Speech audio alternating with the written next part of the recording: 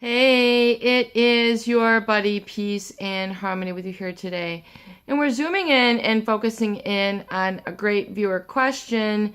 And that was to really look at the why of the hurt. Are we having our expectations too high in relationships? Is that kind of the source of being disappointed, of being let down, and basically what I'm feeling as more dejected? So I want to address that in the context of our video today. But before we get started, I want to give a huge shout out to those of you who have recently donated to the channel. We have two lovely gals who have donated, and I want to give you a huge shout out. Love you so much. Thank you so much for enhancing the channel with your comments, your input, your inquiries, and your feedback. It really is helpful to help build the community here. And I want to thank you so much for your contribution and what you've done to enhance the channel and to keep me inspired to keep the content flowing and the discussion going and the tools for you as we move forward. And also we have a lovely gentleman who has also made multiple donations to the channel. I just want to give a huge shout out to you. Thank you so much for your continued support and your enhancement of what we're doing here and to really foster a strong community. So thank you so much for your continued support. It means so much. And I really want to focus in on the state of what I'm calling really what is experienced as kind of a chronic emotional pain, and that which is very specific when it comes to a relationship with a narcissist or a psychopath. And that really is the feeling of dejection, being dejected. It's not just feeling blue. It's not just feeling sad. It's not just feeling disappointed, which is really, the feeling of things not meeting your expectations. Because if something does not meet your expectation, you might be disappointed. You might be disappointed. You're going on a trip and you're going to see a beautiful area and maybe it was overcast. You might then be disappointed.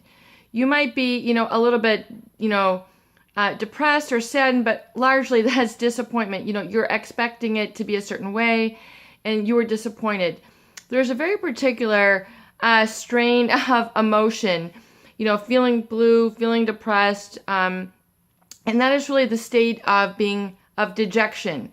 And if we look at the root word of dejection, it is an adjective which means to be sad, depressed, dispirited.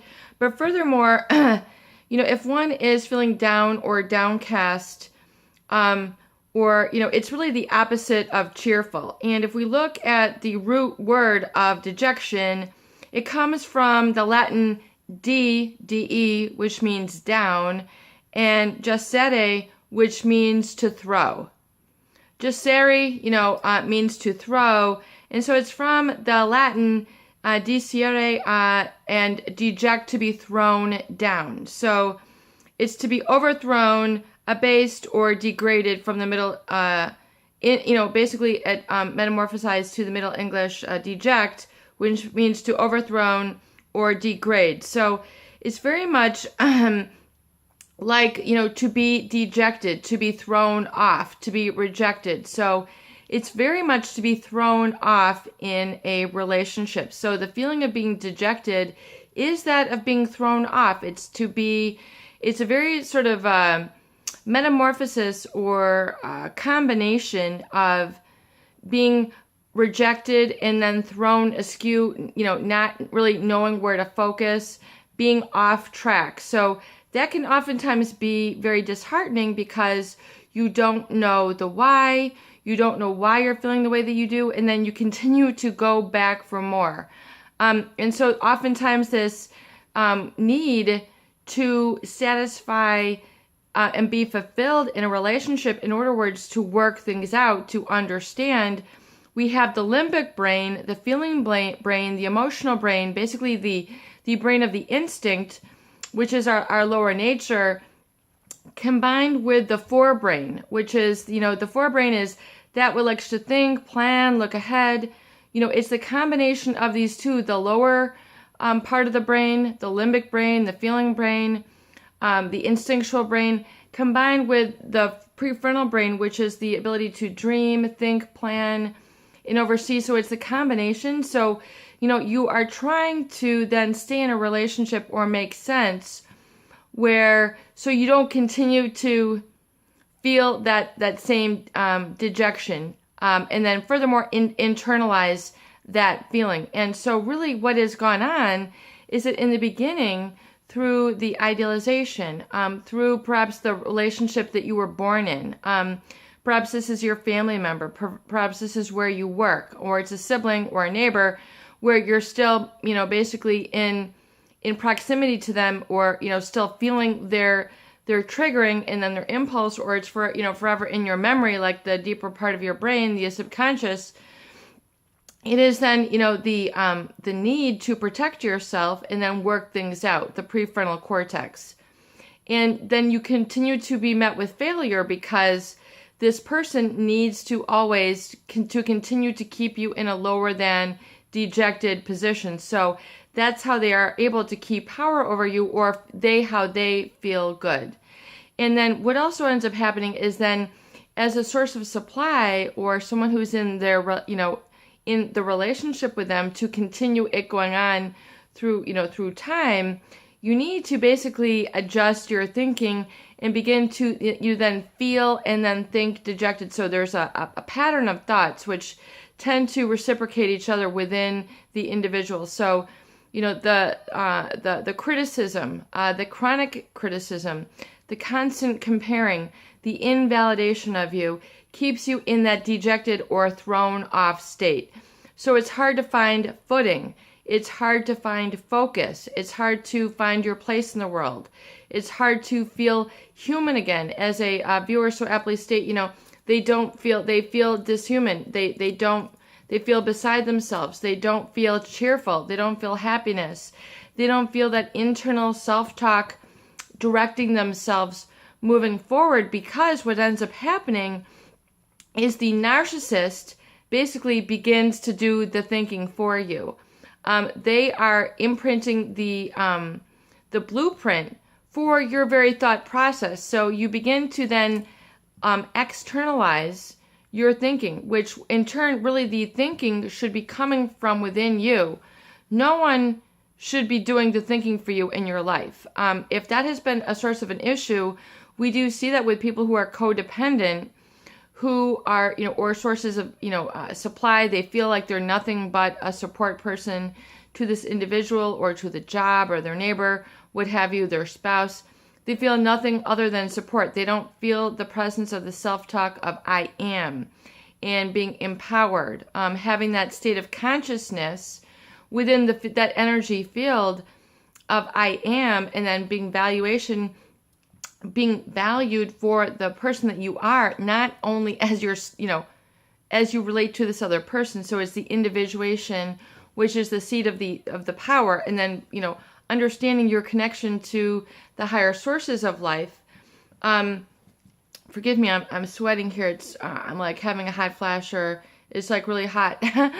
But so it is that connection with having someone else do the thinking for you, which is the source of the problem, because the source of your thought patterns are coming from outside of yourself. And so it creates a vast amount of uncertainty if you don't have that locus of control within you. It's, day to day. How's their mood? How's their devaluation of you? It can really throw you off course, and it causes you to not be able to think for yourself, to be able to think, plan, feel, and then generate that self-valuation. It's a very depersonalizing experience where someone does not feel, human within themselves. They feel very scared. They don't have a sense of being their senses about themselves. They don't know how to, feed their senses, feed their thoughts, feed their mind, feed their heart, and then live in that heart space. So it can be a very dejected, and then oftentimes very lost feeling, like, how do I get a grip on this? So realize that number one is, that oftentimes your thought patterns are patterned after the needs of the narcissist or the psychopath, and not based in the needs of yourself. and to reclaim that power, to reclaim that place, that rightful place of your I am and I feel and I want, and having, getting that prefrontal cortex going, that vision of yourself once again individuated as it stems separate from that individual. So it's really having the ability to truncate or stop that that pathological need to pattern yourself along the needs of another, and to realize that that's part of the issue that's keeping you in that dejected or thrown off, dispirited state, is because you're constantly using that as a guidepost, as a guide stick, a measuring stick for your actions, your feelings, your thoughts, your identity, and your mood.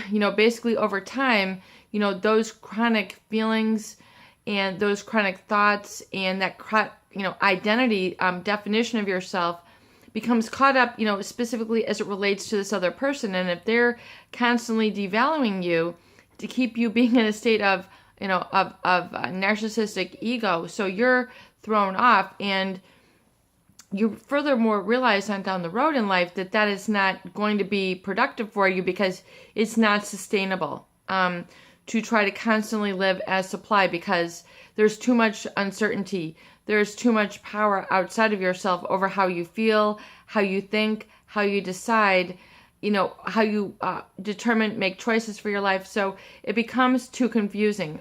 There's too many, cooks in the cushion, too many cooks in the pot, so to speak. So you need to extract them or remove a lot of that uncertain input and devaluation from your self-assessment totally, and remove or eradicate and dissolve that inner critic, which basically has been internalized because this person has had an overvalued experience for you in your life or in your thought process. So they have been over idealized. They've been made too important, and then furthermore making yourself devalued or unimportant. So that's all set up in the beginning and then reinforced through the months, years, and decades of the relationship. So you inadvertently, subconsciously to yourself, are taking a space of being unimportant, because you constantly have to take the back seat, the less important input, opinion, value, vocalization, observation, perspective. Everything is becoming devalued. So then we talk about having low self-esteem, feeling depressed, feeling social anxiety. All that is stemming from that devalued space where you have allowed yourself or been reinforced, negatively reinforced, to say, I can't think, I don't matter, I'm not good enough. All the, negations of you. The negations being the negative. And that is a low energy. So if you have that low energy, you need to, and that is the dejected state, is to really counteract that with looking at not only understanding the why and the how, but you can see how it, I think it's very important in the healing journey to go deep in that quantum field, which is that energy space, and to realize the how and the why of how that got set up, and understand it and release the source, which is input that feeling of dejection, because that's not the natural state. Oftentimes it is because of the constant comparison and then the negative valuation. So that's how it got put into your I am and I feel in that sort of generative mood, which over time becomes an identity. So the thoughts and feelings over time becoming reinforced become a mood, and then mood reinforced over time becomes an identity. And then the identity is what you take out into the world in who you become, who you relate to, where you go, how much money you make, what interests you pursue, etc. I mean, it's all stems from that. So that is the cause that creates the effect. So now, naturally, we want to understand the cause, remove the cause so we can remove the effect. And realize then that the cause of the healing now is going to cause from within yourself. And then within yourself means understanding that you have the boundaries, you have, the design, you have the blueprint, and then you have the prefrontal cortex, the front of the mind, which is now allowing you to help reinforce and get a vision for the new self-talk, and then generating the emotions and the vision moving forward to get you back on track, back onto the positive I am and I feel, and then making the decisions from that place. So a lot of people haven't been able to find that.